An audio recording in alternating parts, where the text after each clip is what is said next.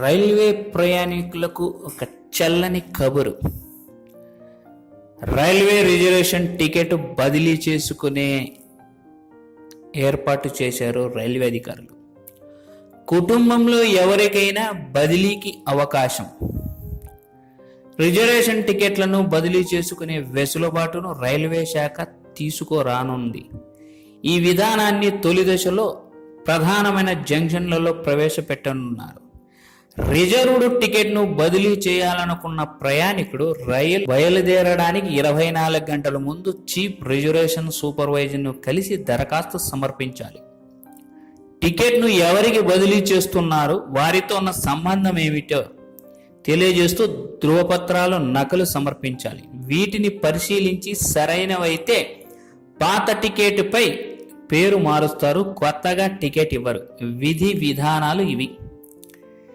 Reservation టికెట్ను బదిలీ చేసుకునేవారు రైలు బయలుదేరడానికి 24 గంటల ముందు ఈ సౌకర్యం కల్పించిన స్టేషన్లో లిఖితపూర్వక అభ్యర్థన అందజేయాలి.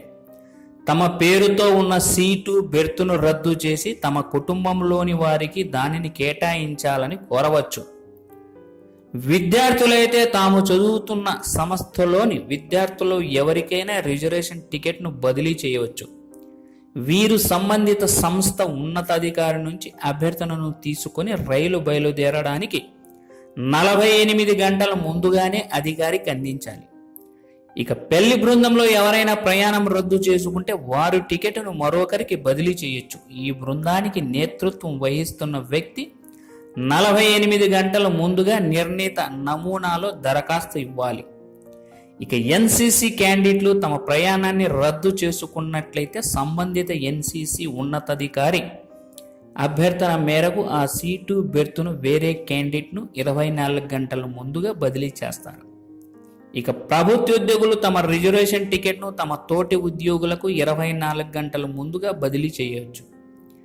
ప్రస్తుతానికి ఈ సౌకర్యం ప్రభుత్వ ఉద్యోగులు, విద్యార్థులు, ఎన్సీసీ క్యాండిడేట్స్ కుటుంబంలోని సభ్యులకు మాత్రమే కల్పిస్తున్నారు.